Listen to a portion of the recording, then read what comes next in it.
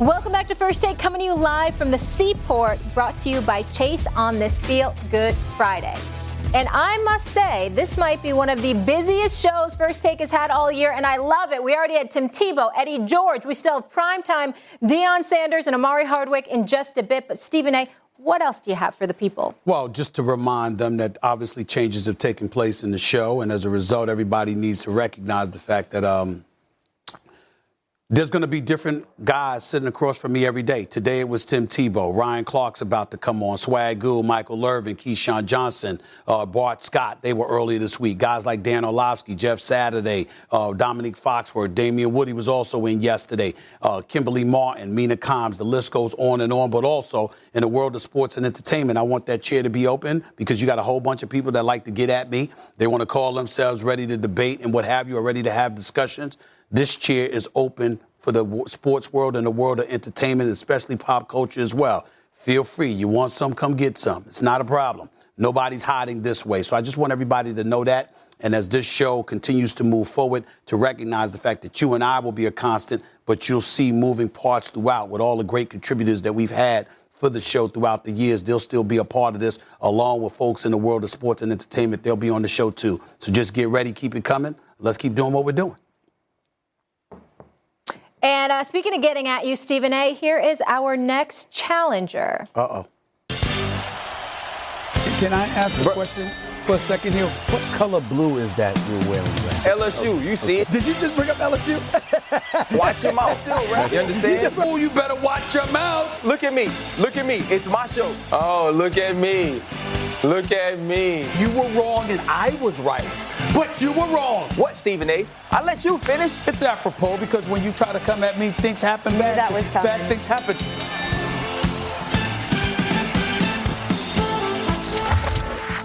Let's get it. Exactly. RC, it's been too long. How we doing? May I interject for I'm 1 doing second? good, Molly. Yeah. May I interject for 1 second? Yeah, the battle's between you all. What Ryan Clark can never say about me is that I'm a dummy. I'm an idiot. He'd never say that about me, okay? Yeah. And with that being said, that was a false promo because I would never think to fight that dude. I would never think to fight Ryan Clark right there. I would never even think about it. That man lived in the gym. I don't think you can catch him, first of all. Lived in the gym. I know better. You understand what I'm saying? Trust me on that. But that's No, we good, man. You my big bro. We That's good. my brother right there. All right, we're going to have some fun. Ryan's going to be with us on Friday, so always looking forward to that. All right, Ryan, I thought this was interesting. So I was watching you guys on Get Up this morning, and you said that you would rather have, correct me if I'm wrong, this is what I heard, you would rather have Dak Prescott as your quarterback than you would Tom Brady. Absolutely. I absolutely said it.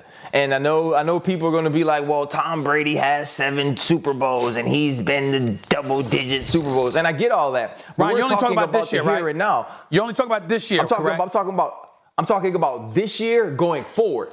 Oh. Okay. Right? And the reason I say that, but this year counts. And I heard when you were talking and you were going on about the Dallas Cowboys and about the fact that they still lost, and you were trying to kind of downplay what Dak did and say, well, he has Gallup and he has Amari Cooper and he has CeeDee Lamb and he has all these people. Let's think about who Tom Brady has. Tom Brady probably has three receivers right now that at their peaks of their careers were better than any Dallas Cowboys receiver has ever been. Chris Godwin is a Pro Bowler. Obviously, Mike Evans is a Pro Bowler. Antonio Brown is one of the best to have ever done it and to have ever lived and is actually playing at a high level right now. And so you think about putting Dak Prescott on that team, you get the same exact result. But the confidence that I saw from Dak Prescott and also the way that he overcame the adversity, right? You coming off of a bad ankle injury, you get into training camp and you have a bad shoulder. So now you're not getting reps. And all offseason, we talked about the fact of whether or not Dak Prescott was going to be able to carry this team. And he dropped back for plus 60 times. And he's a dude that runs the ball in RPOs after coming off of that injury. The type of intestinal fortitude, mental toughness, and play that we saw from Dak Prescott last night is going to put him in the top tier of quarterbacks by the end of the 2021 season. First of all, of course you would take Dak for the future because Tom Brady's 44 years old. You take him this year. But this You year, take him this year, Stephen A.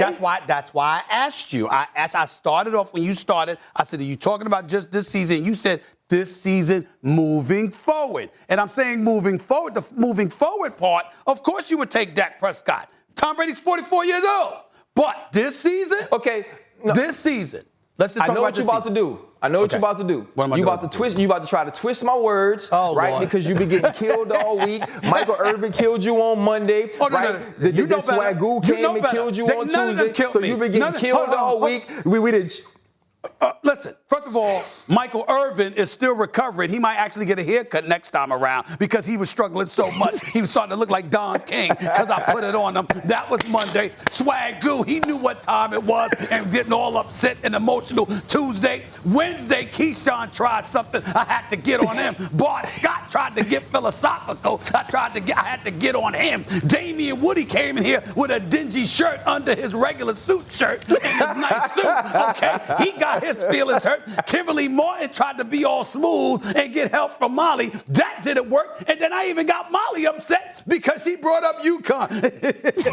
and she's going to watch them against Purdue. Okay. Because she's a real fan. She ain't bandwagon like you. Thank you, RC. Whatever. Okay. Thank you. Now let me get to you, okay? Let me be very, very clear. Yeah. I'm going to do what I do, which is spit facts. Here's the reality. Dak Prescott can ball. We get all of that. He's got some nice weapons. We get all of that. But it's laughable to me when we look at him throwing the ball 58 times. There were some throws he missed. There were some throws C.D. Lamb dropped. I get all of that, too. And I understand all of that. And we all understand. Nobody's questioning Dallas's offense this year. We know they're going to be elite. Mm-hmm. That's why I picked them to win the NFC East, because I think that's going to be more potent than Washington's defense in the end when it comes down to a division crown. That's my take on the NFC East with the Dallas Cowboys. But the problem with them is the position their defense is going to put them in. And I think that when you look at Tampa Bay yesterday, Godwin with the fumble in the end zone, Godwin dropping a bomb right in the palm of his hands. Yep. That's 2 touchdowns right there. That's 2 touchdowns right there which would have gave them over 40. So I look at it and I say, excuse me, Tom Brady, there's no slippage. Somehow, some way, he continues to ascend, and I think he's on his way to capturing an 8th Super Bowl crown. 8. But Stephen A. Here's what you're doing, though. You're changing the entire topic. It's like you want to win so bad, you just switch the topic to something you can win on. This is about whether or not Dak Prescott is a better football player right now at the quarterback position than Tom Brady. Well, you see what happened in the conversation? What you had to do was you had to start talking about defense. Yeah, their defense stinks. And yes, Chris Godwin fumbled the ball in the end zone. All of these things are true.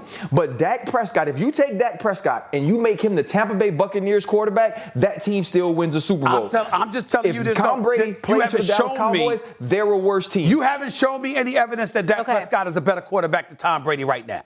That's all I'm saying. All right. I just need to repeat what Ryan said because we do have to go to break because even though this is Stephen A's world, it's about to be prime time. So it's first day. Thank you. Stephen A's world is on ESPN Plus. Well, sometimes I feel like I'm living in Stephen A's world. I wasn't actually referring to your show. All are. But RC said, I want everyone to hear that, if Dak Prescott was the quarterback on the Bucs, they'd still win a Super Bowl. Ryan will be back with us. What's going on, everybody? I'm Molly Karam Rose, and you are listening to the First Take Podcast. Football season is here and lots of college and professional games to watch each night. Grab a 5-hour energy to stay alert and watch all your favorite games. Or if you stayed up late to see that intense OT, take a 5-hour energy shot in the morning so you can start your day. Try the 5-hour energy extra strength cherry flavor. The taste, unbelievable. 0 sugar, a convenient portable size. It's the perfect pick-me-up for getting stuff done. Go to 5-Hour Energy's website to find over 15 flavors to choose from. Flavors like watermelon, tropical burst, cherry, peach mango, all so good. On the site, you even have the option to build your own 12-pack or 24-pack, so you can choose the flavors, have it delivered right to your door, and choose from the 20 to make your own special pack. But if you're out and about, you can always pick up a 5-Hour Energy shot at your local grocery or convenience store. Trust me, they're everywhere. If you go to 5hourenergy.com, that is the number 5hourenergy.com, and get some 5-Hour Energy product today, you can use my promo code TAKE to receive 10% off of your order. The offer is only valid until September 30th. on one order and cannot be used with other promotions. The code is not good on subscription orders or the 5-Hour Energy Drink Variety Pack. Go to 5hourenergy.com today. Welcome back to First Take right here on ESPN. It is my honor and privilege to have our next guest right here on the show. You used to see him on the NFL Network. You can catch him now because he still does work for Barstool. The bottom line is he's the head coach at Jackson State. My brother. I always called him Prime Time, but now it's Coach Prime. What's up, Big Time? How are you, sir? Prime Time Coach. I'm so mad. I'm mad because I know I would have got one of those days. I seen you chopping up with the playmaker and all the fellas, man. I wanted a turn. Can I get a turn sooner or later, man? You can hold on. Listen, come on, bro. Me Casasuka, you know how it goes. I mean, you know what time it is. Anytime you want to come into the house, you know you invited, man. How's life at Jackson State? Bring that to me right now. Oh my goodness. Life is good. The fan base is phenomenal. The student body, the alumni, the kids are really, they're committed. I'm not going to say they're sold out, but they are committed. I mean, when I tell you committed, we just had a wonderful practice here. We can't wait to compete in the Heritage Classic tomorrow. It's going to be phenomenal against Coach Eddie George, a dear friend of mine. I know he's a dear friend of yours, and I'll get into that in just a second. I also heard you're working with Aflac right now, so congratulations on that. Tell us about your shared passion for raising the profile of HBCUs and supporting communities of color that brought you two together. Talk to us about that for a second. Aflac been doing that for 20 years, man. I mean, when you talk about 20 years of financially helping people of color in communities that we share, it's a match made in heaven. And you talking about somebody that's willing to stand in the gap to cover unexpected medical bills that insurance companies don't cover.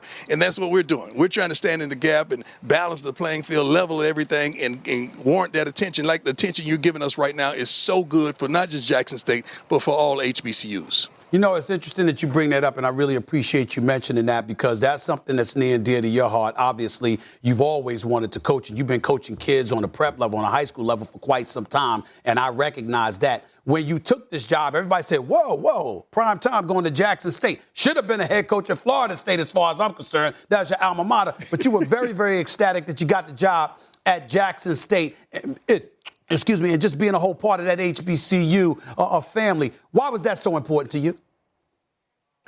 The plight of our country and where we're headed and where we are right now and where we're going.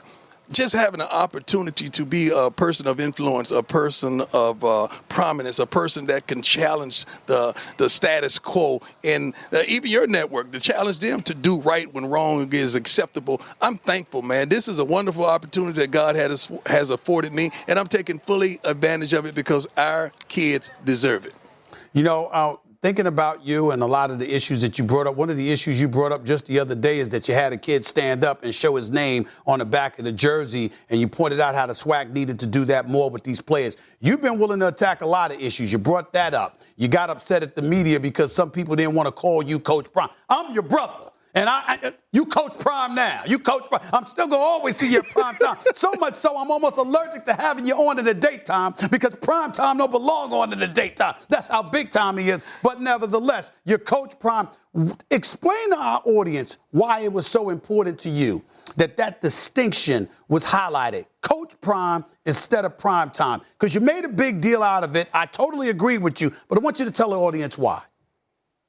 Well, it was a big deal out of coach. Forget the prime. It's just a big deal out of coach. I'm from the old school, man. We grew up respectful and honorable. I mean, every parent or person older was a Mr. or Mrs. or ma'am or no ma'am or yes sir. That's just the way I grew up. And I can't think of a person who's ever coached me that I've been entitled by his name, or a person of authority that I didn't give them the proper authority or label that they deserve. My doctors are Dr. such and such. You know, the nurses are nurse such and such. Our teachers are Mrs. and Mr. So to just call someone by their name to try to belittle what I've accomplished and what I've worked for, that's just not right, and I wasn't going to stand for it. I've never stood for foolishness, so why would I stand for it now? I'm not going to do that. And they made a big deal out of it, but it was real. It was authentic, and I stand by it.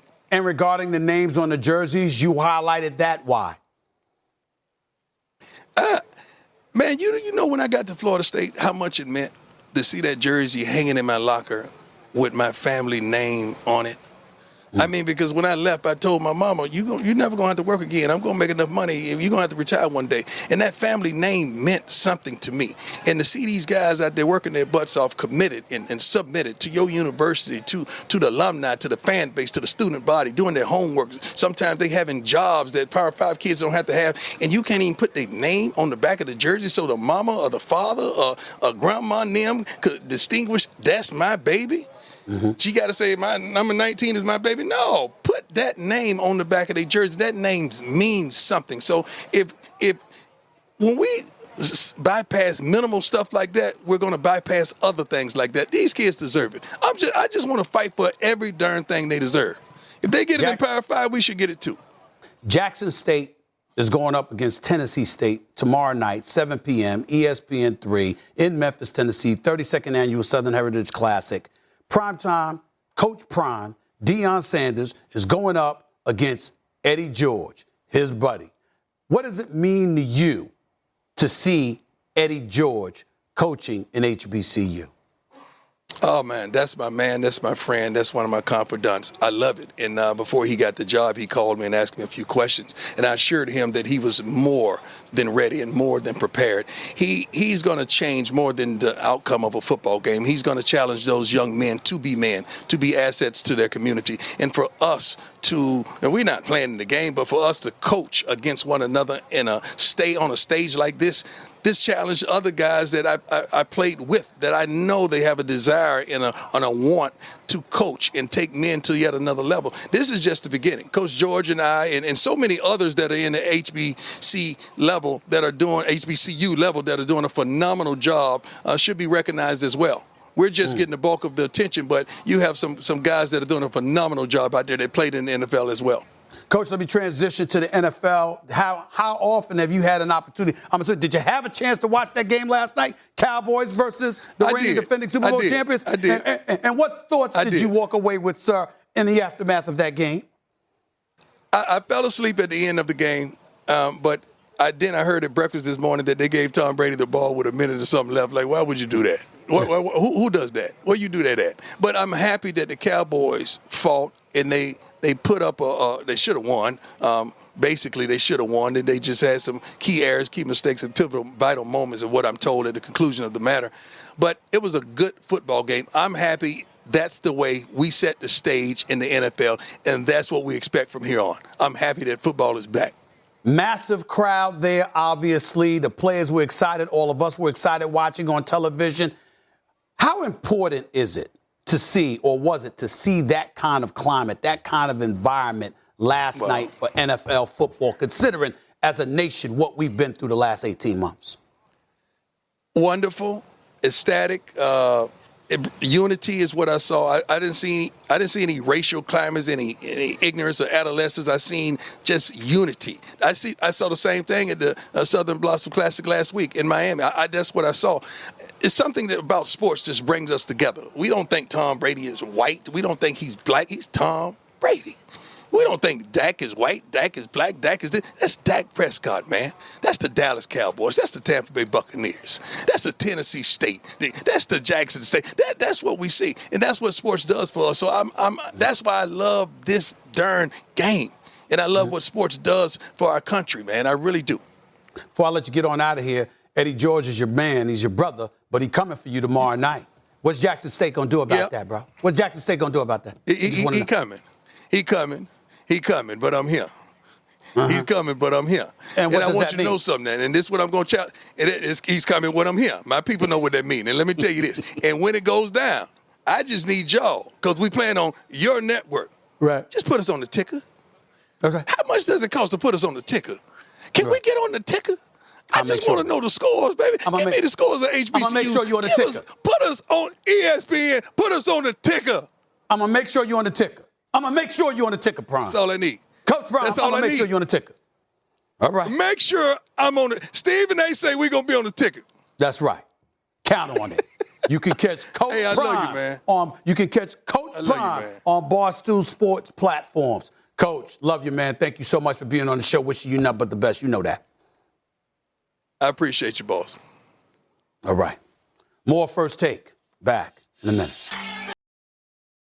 Do you own or rent your home? Sure you do. And I bet it can be hard work. You know it's easy? Bundling policies with Geico. Geico makes it easy to bundle your homeowner's or renter's insurance along with your auto policy. It's a good thing, too, because you already have so much to do around your home. Go to geico.com, get a quote, and see how much you could save. It's Geico easy. Visit geico.com today. That's geico.com.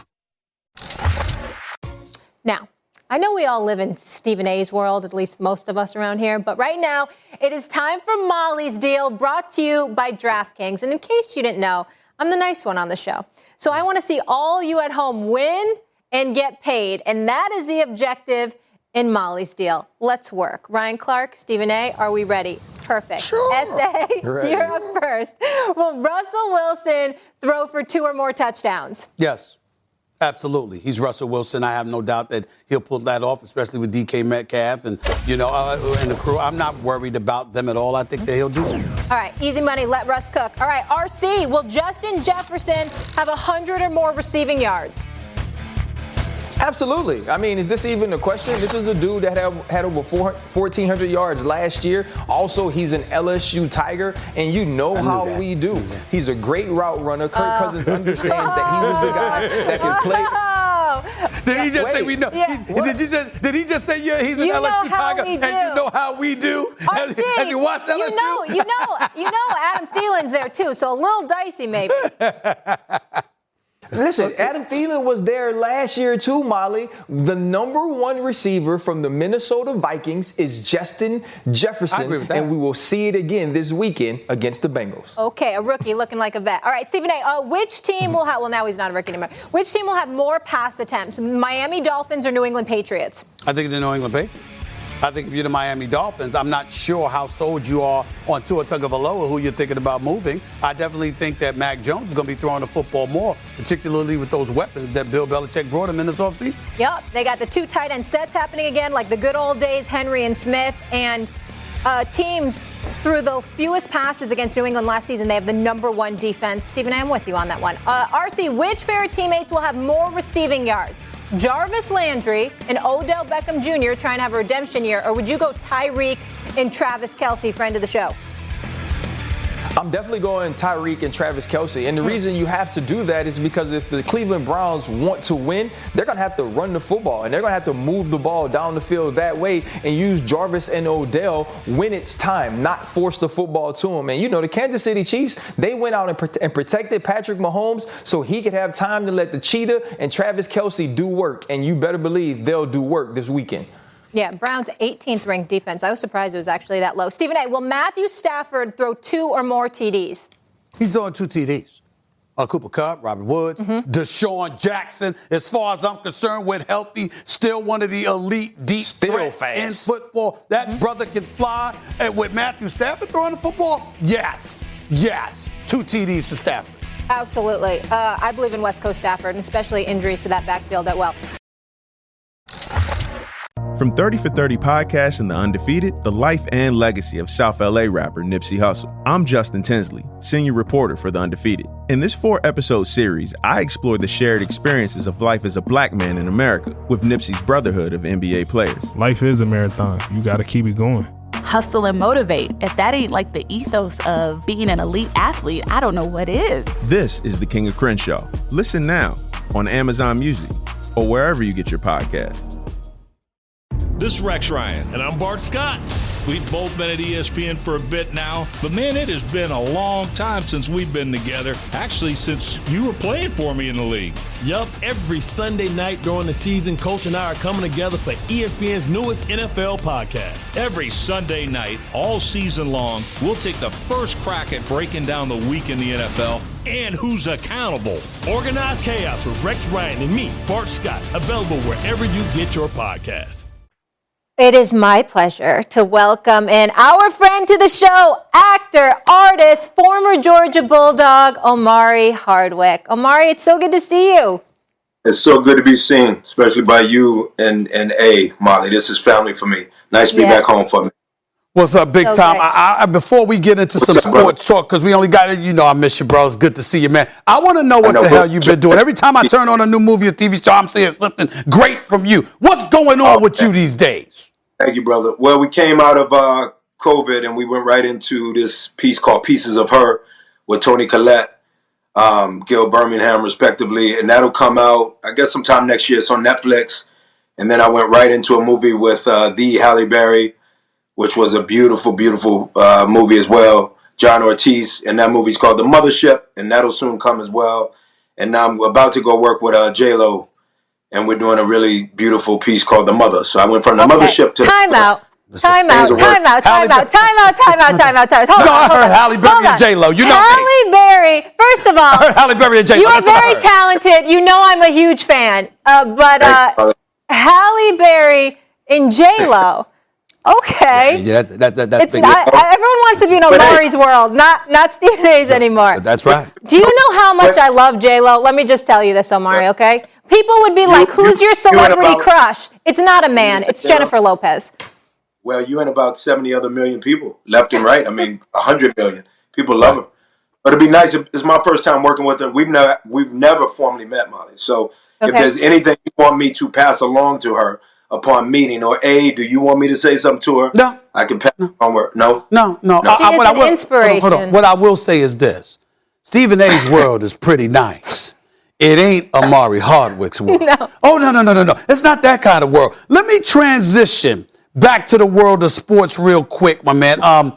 Georgia beat Clemson 10-3. Your alma mater. I mean, that's where you went. I mean, you played a little bit there. I just want to know your thoughts because Wait. Before he does that, can we show a tape? Because I got a tape, speaking of Georgia. Let's roll the footage, and then you can respond to that.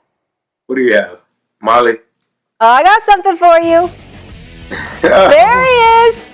You thought his talent was just on the screen. That's right. No. I knew he could play. Look at him. I mean, he looked like a football player. There he is. I got you. Yeah. There he is. Omar Howard. That's football highlight to you, man. I bet you I got hurt on that play. I feel like my shoulder got hurt. I wasn't trying to bring up old stuff like that, but I want to know. Molly, that's dope that you got. That's a hell of a transition, eh? That's right. We got that. But now we can focus on the game this weekend, but we wanted to show you that for sure. Have a little fun. We good. But before we even do that, I want to know your thoughts about Georgia. You know me, Alabama. Yeah. I respect Georgia, but they number two. We know who number one is. What are your thoughts? Right.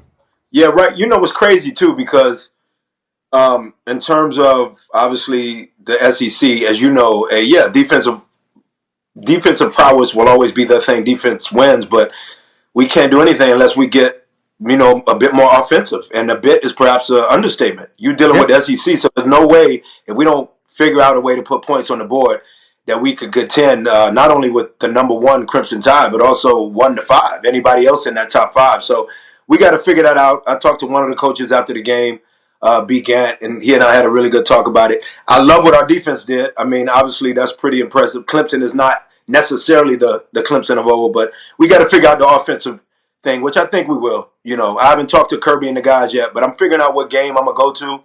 And maybe, finally, brother, you can step back and on that campus go to one of those games with me. That'd be really cool, bro. I'll go with you. You love Georgia. I'll fly down. I'll go to the game with you, bro. Ain't no problem. We're going to move on to this week football. I just need to say one thing. I am excited you're making more films, though, because we need more movies. So looking forward to that as well. But obviously, did you get to see the game last night?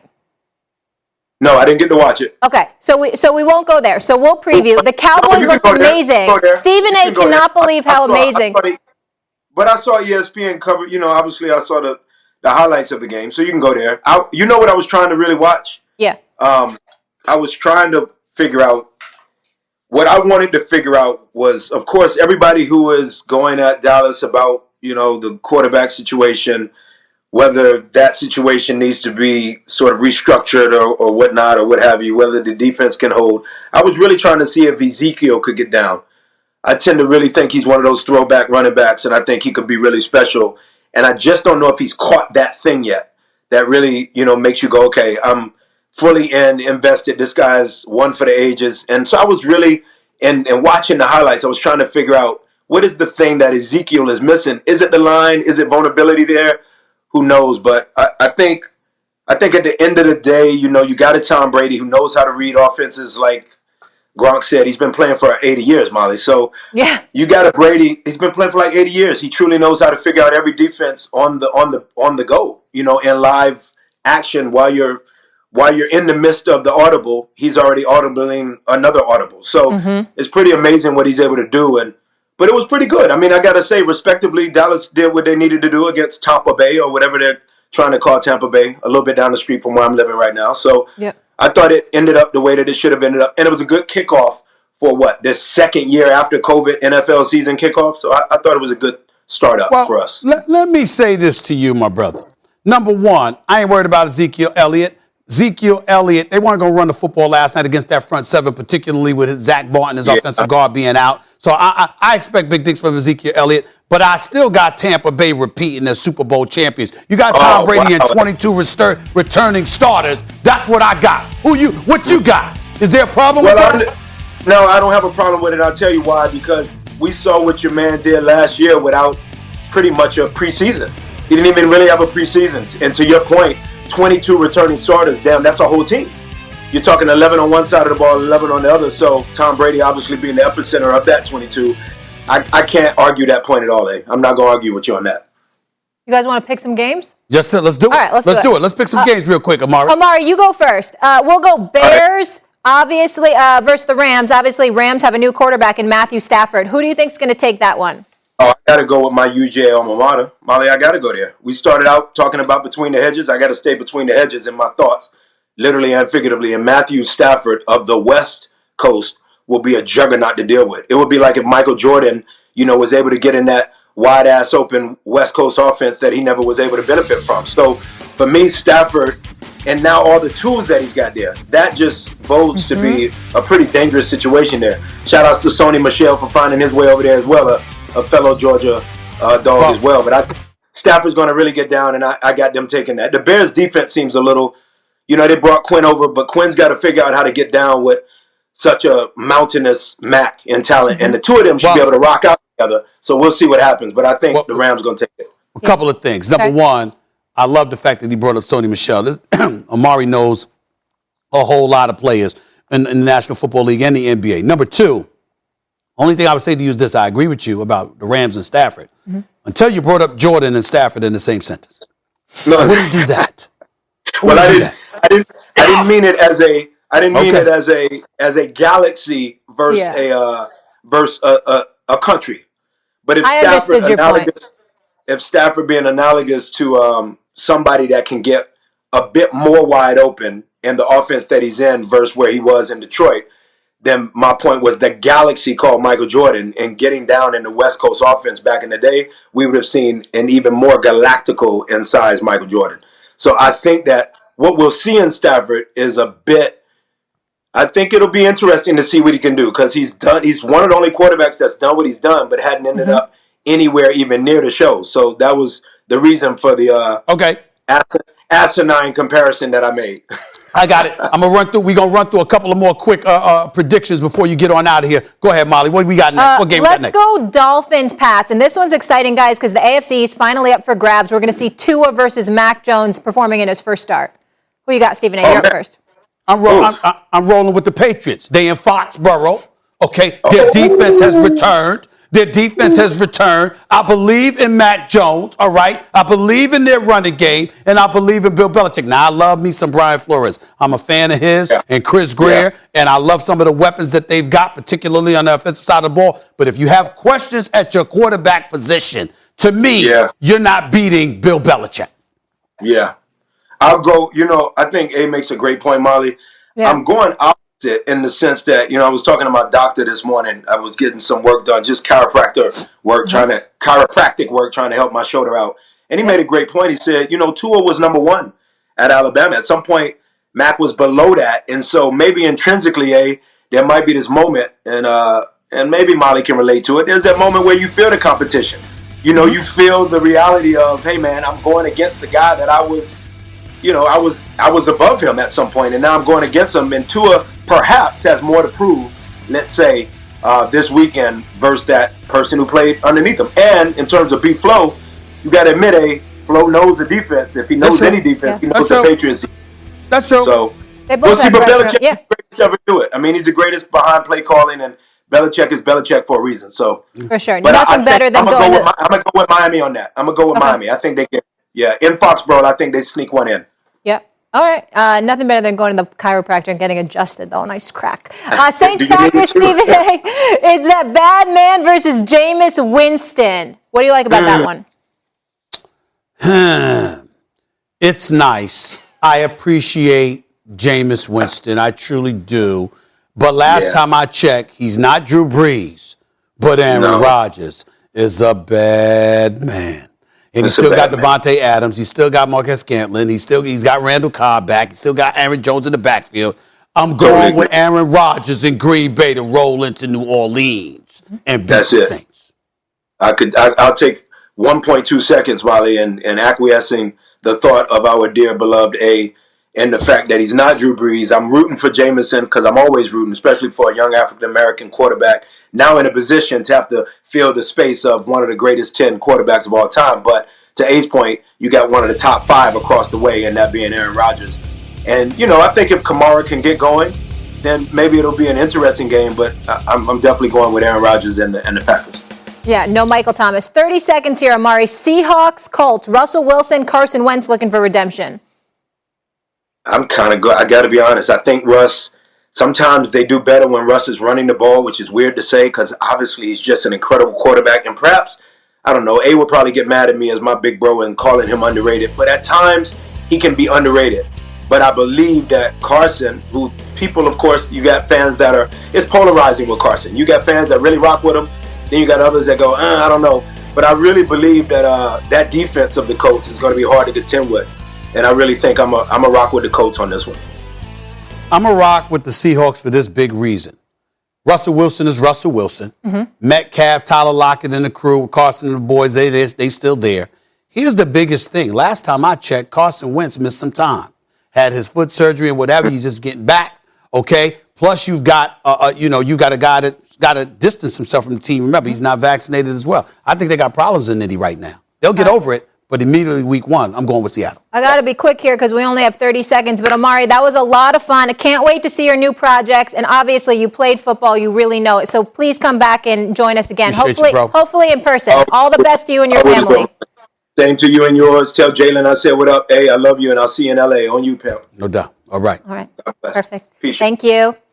Thank you. All right, Stephen A., any other games you're really... Oh, I know what you're excited about. Your Steelers, obviously. How could you even ask me that? Yeah, your Steelers. How could you even ask me that? Your Steelers. No. This is Steelers, not UConn. This is Steelers. Oh, my goodness. UConn trying to take down Purdue. We need a coach. All right, Formula One is next on ESPN. Michael Irvin is back to debate. Now the Tennessee State Band takes us to the weekend. Enjoy the Heritage Classic as well.